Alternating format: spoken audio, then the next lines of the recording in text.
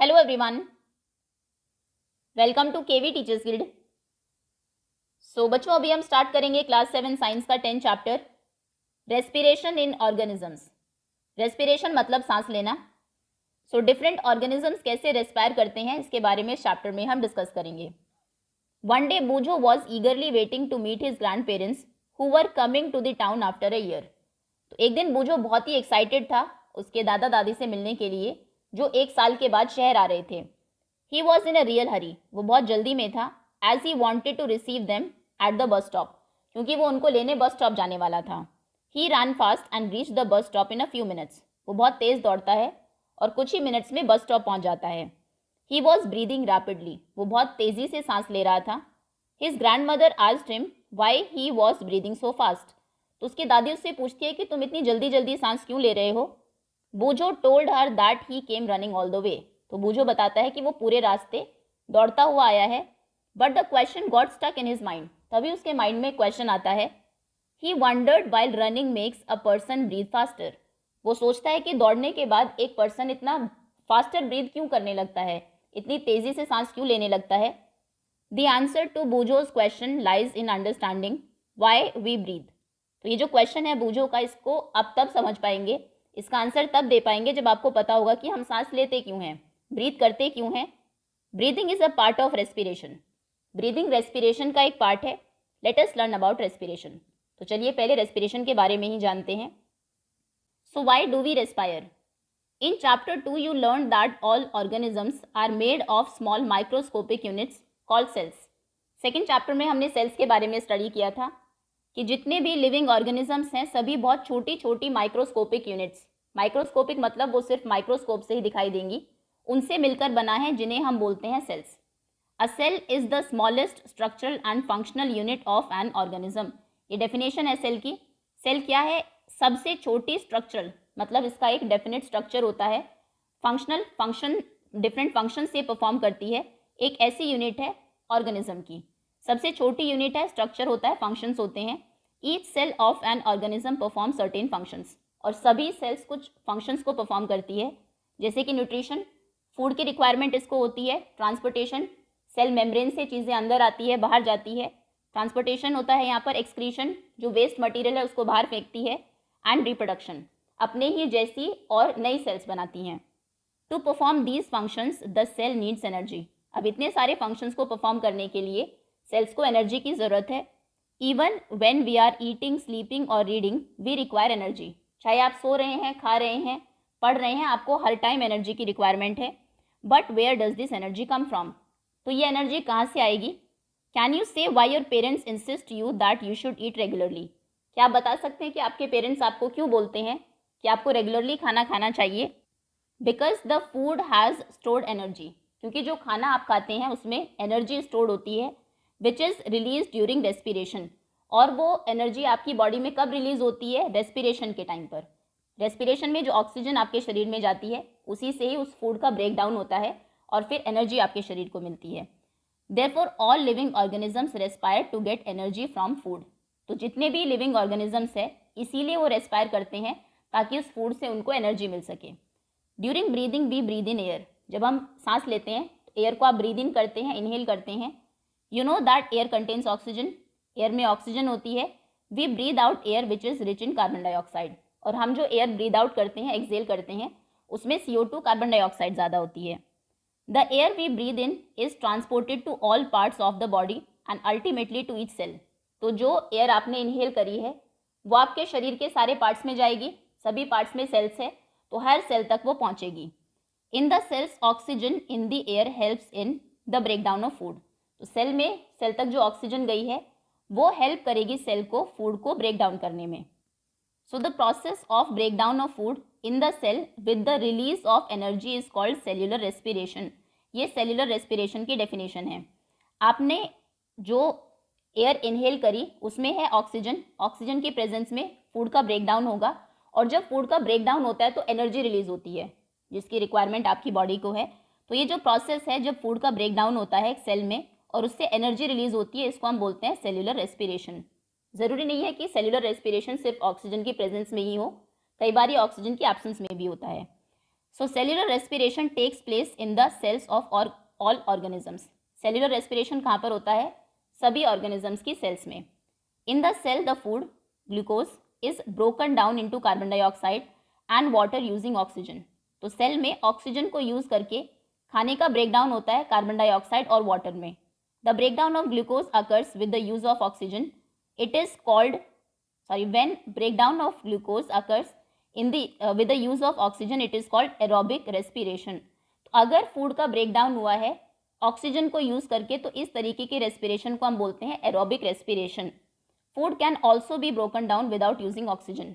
Food बिना oxygen को use किए भी उसका ब्रेकडाउन हो सकता है एंड इट इज़ कॉल्ड, और इसको हम बोलते हैं एनारोबिक रेस्पिरेशन। तो रेस्पिरेशन दो टाइप्स के हैं, ये भी डेफिनेशन इंपॉर्टेंट है। एरोबिक रेस्पिरेशन और एनारोबिक रेस्पिरेशन। जब ग्लूकोज का ब्रेकडाउन होगा ऑक्सीजन को यूज़ करके ऑक्सीजन की प्रेजेंस में, उसको हम बोलेंगे एरोबिक रेस्पिरेशन। और जब फूड का ब्रेकडाउन होगा विदाउट यूजिंग ऑक्सीजन, ऑक्सीजन की एब्सेंस में, उसको हम बोलेंगे anaerobic respiration. So breakdown of food releases energy. Food का ब्रेकडाउन किसी भी तरीके से हुआ हो ऑक्सीजन की प्रेजेंस में या फिर एब्सेंस में, दोनों ही केस में एनर्जी रिलीज होती है। एनर्जी तो होगी, बाकी दूसरे जो प्रोडक्ट्स हैं वो डिफरेंट होंगे। तो ग्लूकोज दो तरीके से ब्रेकडाउन होगा, या तो एब्सेंस में, दोनों जगह एब्सेंस ही दे दिया, चलिए एक जगह प्रेजेंस होगा, या तो ऑक्सीजन की प्रेजेंस में या फिर ऑक्सीजन की एब्सेंस में।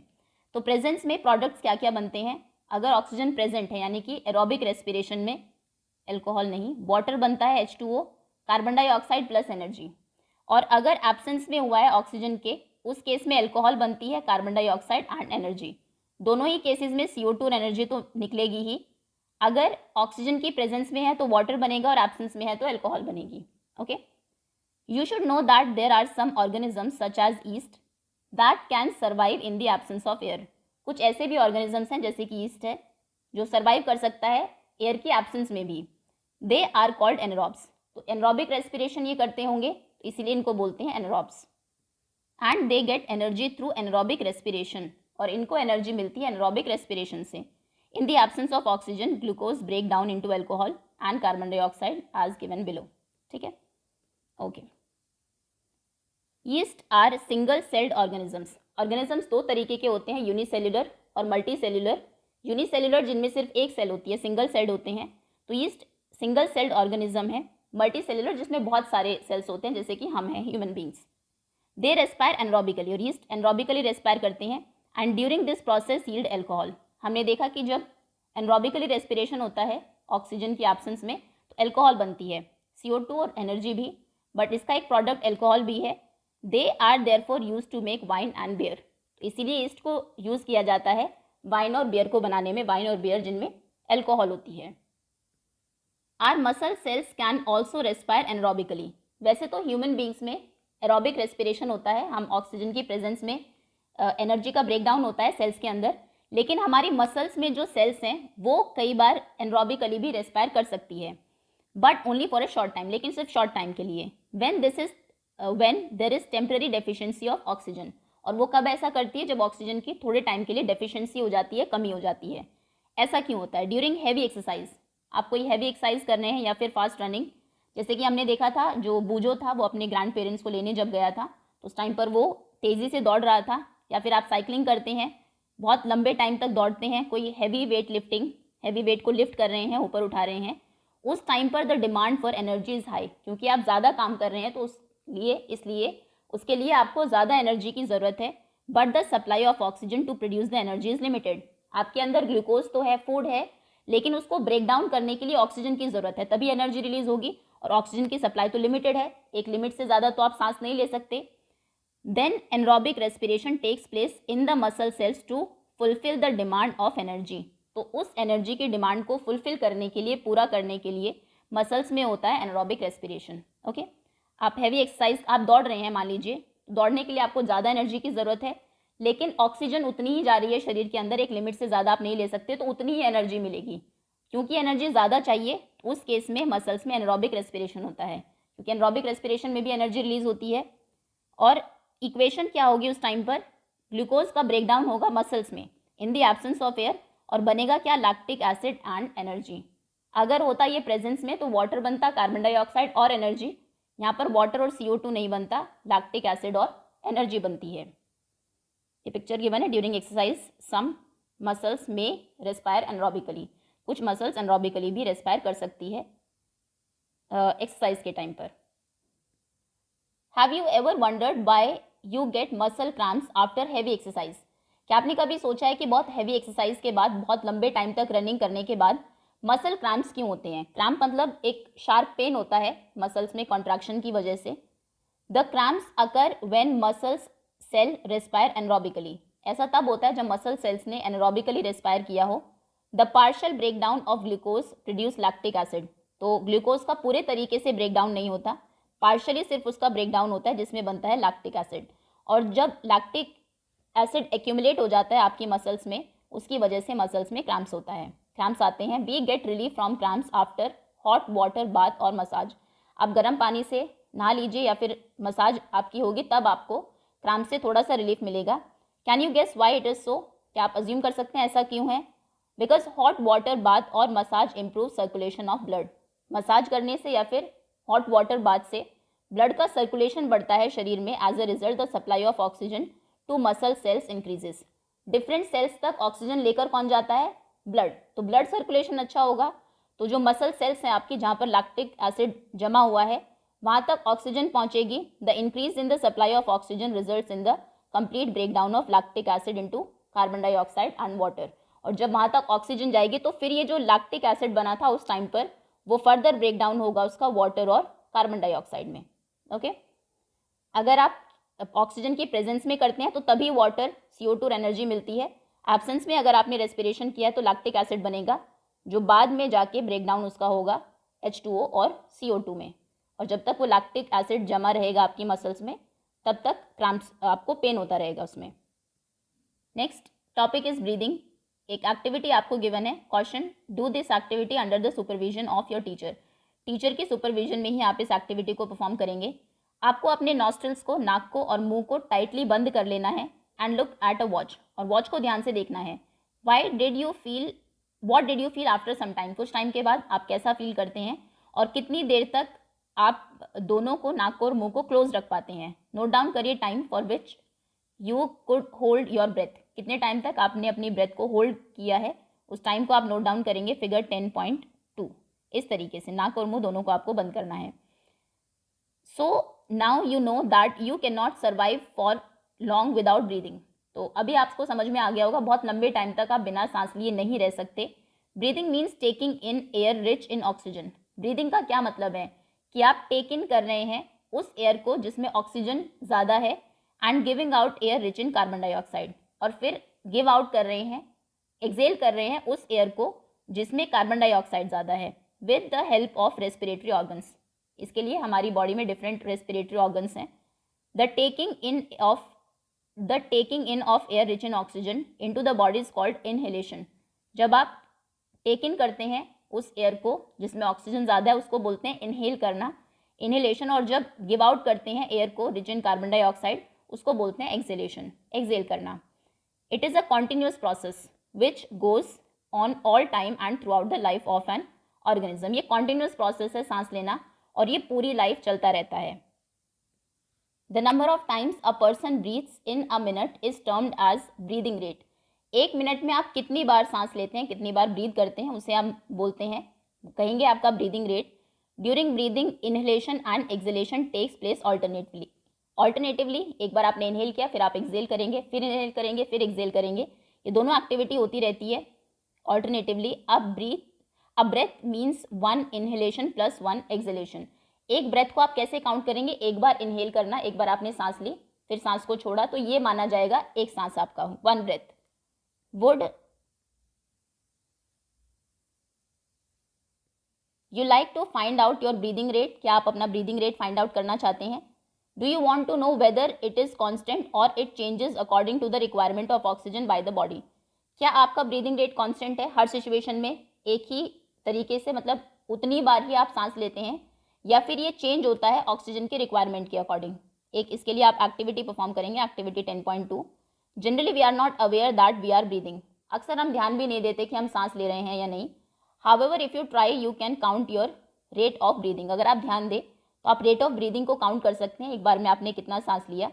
Breathe in and out normally, normally breathe in करिए, ब्रीद आउट करिए और नोट डाउन करिए कि कितनी बार आपने ब्रीद इन ब्रीद आउट किया है 1 मिनट में।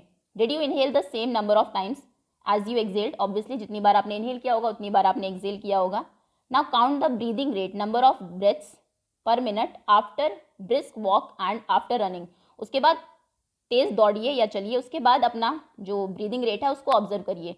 अब आपने 1 मिनट में कितनी बार सांस लिया और रिकॉर्ड करिए अपने ब्रीदिंग रेट को as soon as you finish, जैसे आप फिनिश करते हैं। And also after complete rest, और उसके बाद कंप्लीट रेस्ट के बाद टैबुलेट करेंगे टेबल में, इसको फिल करेंगे फाइंडिंग्स को और कंपेयर करेंगे आपकी breathing rate under different conditions with those of your classmates, आपका और आपके क्लासमेट्स का। यहाँ पर आप अपने फ्रेंड्स का नाम लिखेंगे, सीता, गीता, मोहन, सोहन। नॉर्मली वो 1 मिनट में कितनी बार ब्रीद इन ब्रीद आउट करते हैं, कितने ब्रेथ्स है, कितनी बार उन्होंने सांस लिया। उसके बाद 10 मिनट की वॉक के बाद, उसके बाद 100 मीटर की रनिंग के बाद, और जब रनिंग के बाद वो एट रेस्ट आ गए हैं तब। तो डिफरेंट टाइम पर आपको ये करना, और यहाँ पर सेल्फ का, आपका खुद का, इस टेबल को आपको फिल करना है। सो इस एक्टिविटी से आप समझ गए होंगे, जब आप नॉर्मली ब्रीथ करते हैं तो रेट कम होता है। 100 मीटर की वॉक के बाद, 100 मीटर की रनिंग के बाद जब आप करेंगे तो बहुत ज़्यादा तेज़ आपकी सांस चलेगी, उस टाइम पर ब्रीदिंग रेट बहुत हाई होगा। तो यहाँ से आप ये रियलाइज़ करेंगे that when ever a person needs extra energy, जब भी एक पर्सन को एक्स्ट्रा एनर्जी की ज़रूरत है, ही और शी ब्रीथ्स फास्टर, तो वो फास्टर ब्रीथ करने लगता है, क्योंकि बॉडी को ज़्यादा एनर्जी चाहिए। ज़्यादा एनर्जी कब मिलेगी, जब ज़्यादा ऑक्सीजन जाएगी, और ज़्यादा ऑक्सीजन तब जाएगी जब आप जल्दी जल्दी सांस लेंगे। तो जब आपकी बॉडी को ज़्यादा एनर्जी की रिक्वायरमेंट होती है तब आपका ब्रीदिंग रेट भी फास्टर होता है। As a result more oxygen is supplied to our cells, तो जल्दी सांस लेने से ज़्यादा ऑक्सीजन सप्लाई होता है आपके सेल्स तक, ज़्यादा ऑक्सीजन जाता है और ये स्पीड अप करता है ब्रेक डाउन ऑफ फूड को। फूड फिर जल्दी जल्दी ब्रेक डाउन होगा और ज़्यादा एनर्जी रिलीज होगी। Does this explain why we feel hungry after a physical activity, किसी भी फिजिकल एक्टिविटी के बाद आपको भूख क्यों लगती है, क्योंकि अभी बॉडी को एनर्जी की ज़रूरत है और एनर्जी आपको फूड से मिलती है। व्हेन यू फील ड्राउजी, जब आप ड्राउजी फील करते हैं, आपको नींद आ रही है, सुस्त है थोड़ा। Does your breathing rate slow down, तो आप देखेंगे हम थोड़ा थक जाते हैं, ब्रीदिंग रेट भी थोड़ा स्लो हो जाता है। Does your body receive sufficient oxygen, तो उस टाइम पर हमारी बॉडी को उतनी ऑक्सीजन नहीं मिलती, तो फिर हम क्या करते हैं, फिर हम यॉन करते हैं, उबासी लेते हैं। जब आप उबासी लेते हैं, बड़ा मुंह खोलते हैं, तो ज़्यादा ऑक्सीजन शरीर के अंदर जाती है। ऑन एन एवरेज अगर हम देखें, एक जो एडल्ट ह्यूमन बीइंग है, जब वो एट रेस्ट होता है तो उसका ब्रीदिंग रेट क्या है, 15 to 18 times in a minute, 15 से 18 बार वो सांस लेता है 1 मिनट में। और एक बार इनहेल करना, एक्सेल करना, वो 1 ब्रेथ काउंट होगा। और जब हैवी एक्सरसाइज करते हैं, breathing rate up to 25 times per minute तक इंक्रीज हो सकता है। जब आप एक्सरसाइज करते हैं तो आप सिर्फ फास्टर ही ब्रीद नहीं करते, बल्कि डीप ब्रेथ्स भी लेते हैं, गहरी सांस लेते हैं, ताकि ज़्यादा से ज़्यादा ऑक्सीजन आप इनहेल कर सकें। उसके बाद एक एक्टिविटी यहाँ पर आपको गिवन है, फिगर 10.3, इसमें शो की गई है various activities carried out by a person during a normal day. एक नॉर्मल डे में पर्सन कौन कौन सी एक्टिविटीज़ परफॉर्म करता है। ये लेडी है जो कपड़े धो रही है, पर्सन सो रहा है, ये एक ओल्ड पर्सन है जो वॉक कर रहे हैं, एक बच्चा है जो खेल रहा है, दौड़ रहा है, ये बच्चा स्टडी कर रहा है, और ये एक मजदूर है जो काम कर रहा है, कुछ सीढ़ी पर चढ़ रहा है। सो कैन यू से in which activity the rate of breathing will be the slowest and in which it will be the fastest। इन सभी एक्टिविटीज़ में सबसे स्लोएस्ट ब्रीदिंग रेट किसका होगा, जो पर्सन सो रहा है, क्योंकि वो अभी कोई काम नहीं कर रहा है, तो सबसे कम एनर्जी की उसको ज़रूरत है, हालांकि एनर्जी हमें सोते टाइम भी चाहिए। और सबसे फास्टर किसका होगा, ये बच्चा जो दौड़ रहा है। Assign number of pictures in order of increasing rate of breathing according to your experience. अपने एक्सपीरियंस के अकॉर्डिंग आपको इनको अरेंज करना है कि सबसे कम किस में ज़रूरत है एनर्जी की, उसको नंबर 1 आप देंगे, सबसे कम इसमें है। उसके बाद पढ़ते टाइम नंबर 2, देन वॉक करते टाइम, सिंपल वॉक करते टाइम नंबर 3, देन कपड़े धोते टाइम उससे और ज़्यादा फास्टर होगा ब्रीदिंग रेट, देन ये मजदूर नंबर 5, और फिर फाइनली ये लड़की number 6। Okay, next is how do we breathe, हम सांस लेते कैसे हैं। ये इंपॉर्टेंट टॉपिक है, इसको हम कवर करेंगे नेक्स्ट वीडियो में। So that's all for now. Thank you so much for watching.